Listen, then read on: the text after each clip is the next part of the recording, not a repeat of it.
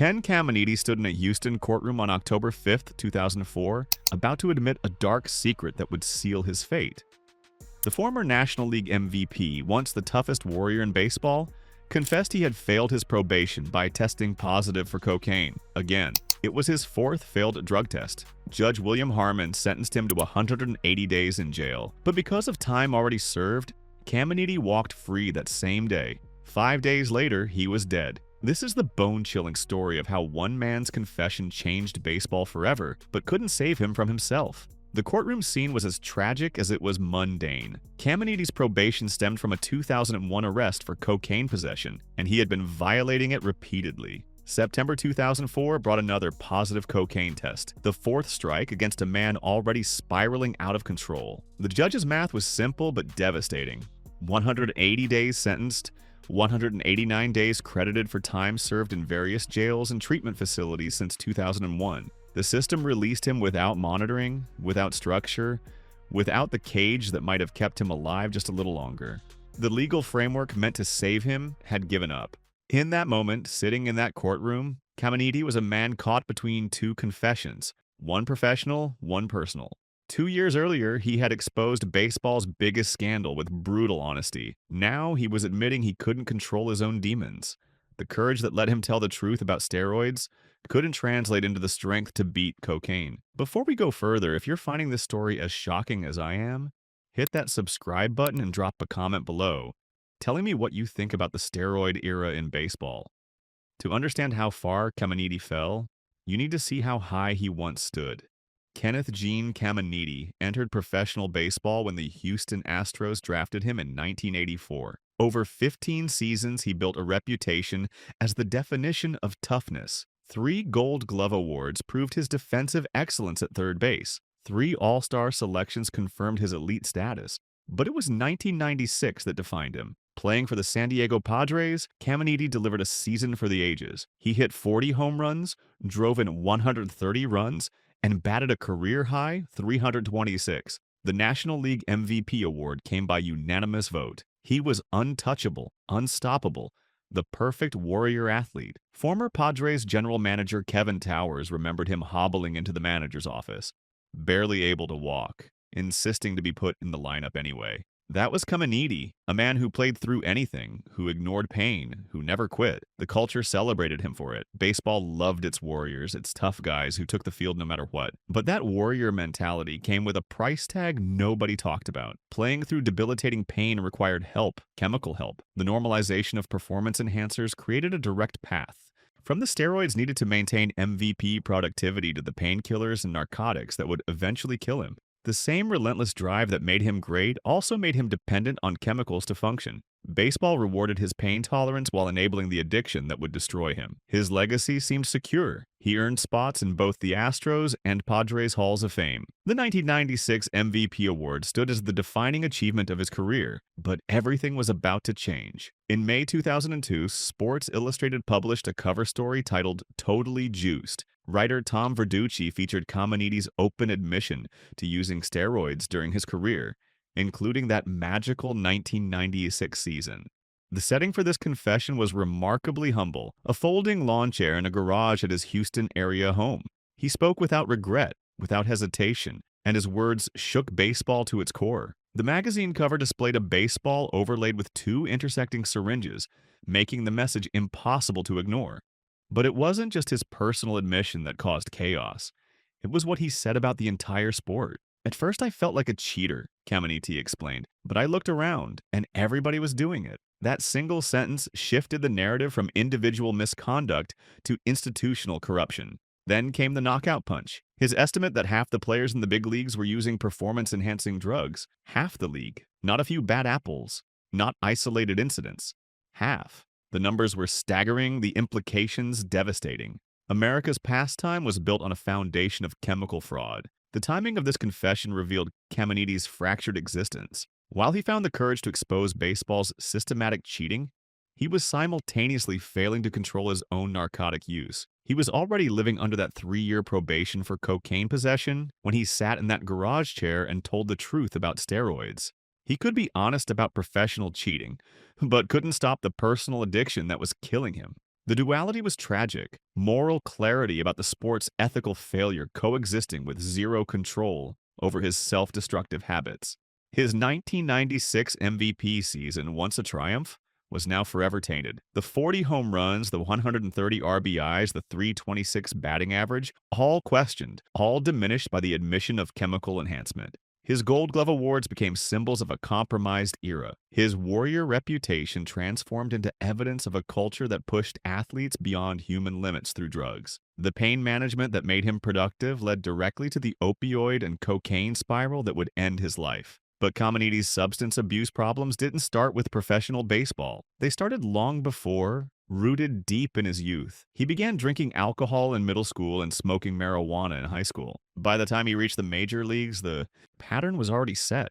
During his playing career, the aggressive mentality that defined his warrior status, combined with constant injuries, led to escalating abuse of alcohol and painkillers. The chemicals that helped him play became the chemicals he couldn't live without. By 2000, the addiction became impossible to hide. A wrist injury ended his season early, and in September, he left the team to enter a substance abuse rehabilitation center. His final MLB game came in October 2001. The structure of professional baseball, the schedule, the discipline, the external pressure, had been holding him together. Without it, he accelerated into freefall. March 2001 brought the cocaine possession arrest that led to the 3-year probation he would violate again and again. The performance-enhancing drugs meant to make him stronger, and the narcotic substances that helped him cope created a comprehensive chemical breakdown of his body and mind. His life became an endless pursuit of chemical solutions to physical pain and emotional emptiness. Even brief attempts to reconnect with baseball showed how far he had fallen. In 2004, Caminiti returned to serve as a spring training instructor for the Padres. General manager Kevin Towers saw him and felt immediate concern. "He didn't look good," Towers admitted. "I'm not surprised."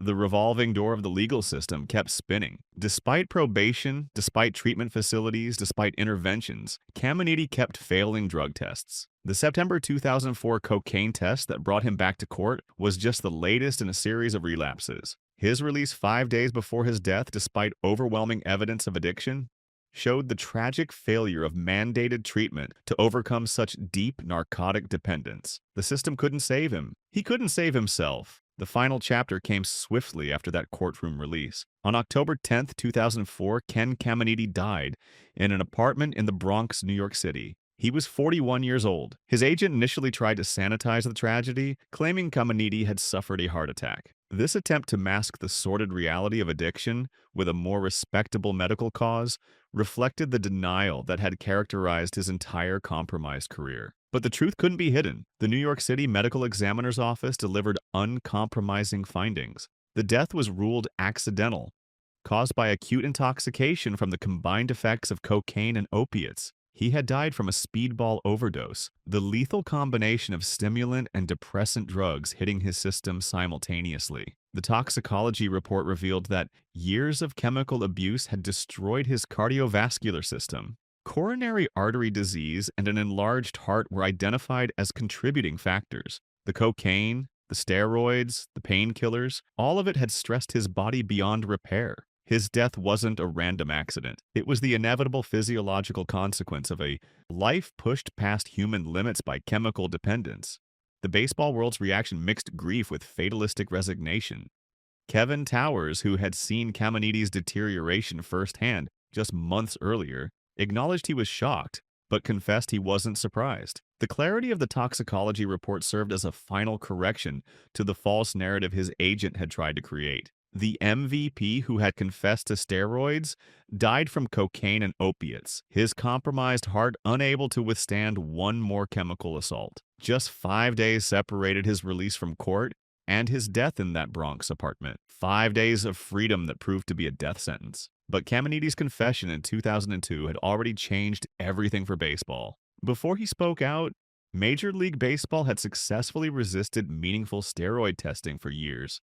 The Players Association used privacy concerns as a shield against random testing, and the owners were happy to let the issue remain unaddressed. Caminiti's explicit statement that half the league was cheating transformed the situation overnight. This was no longer a labor dispute. It was a national integrity crisis. The political response was immediate and fierce. Senator John McCain and Senator Byron Dorgan read the Sports Illustrated article and mobilized Congress. They called for an emergency meeting of the Senate Subcommittee on Consumer Affairs, Foreign Commerce, and Tourism. Union Chief Donald Fair and the owner's labor negotiator Rob Manfred were compelled to testify in Washington.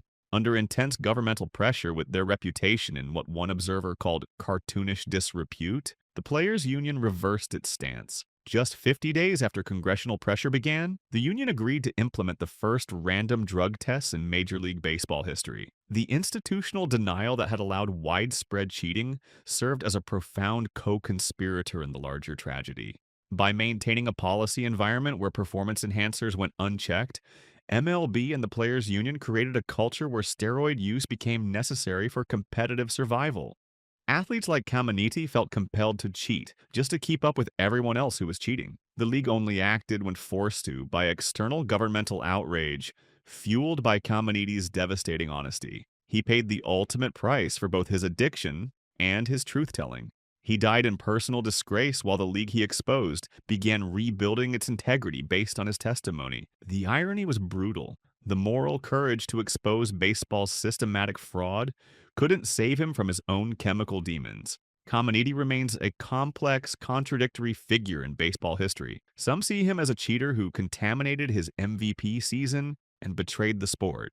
Others view him as a critical martyr whose candor forced the end of the steroid era. Both perspectives contain truth. His 1996 season was chemically enhanced, his achievements artificially inflated, but his confession was genuinely courageous, exposing a rot that baseball had refused to acknowledge. His story illustrates the devastating intersection of athletic ambition, chemical enhancement, and systemic neglect meeting deep-seated narcotic addiction. The progression was clear and brutal. The pressure to play through pain created the need for chemical assistance in the form of steroids and painkillers. Once his career ended, the structural support vanished, and the underlying dependencies intensified into chronic cocaine and opiate abuse.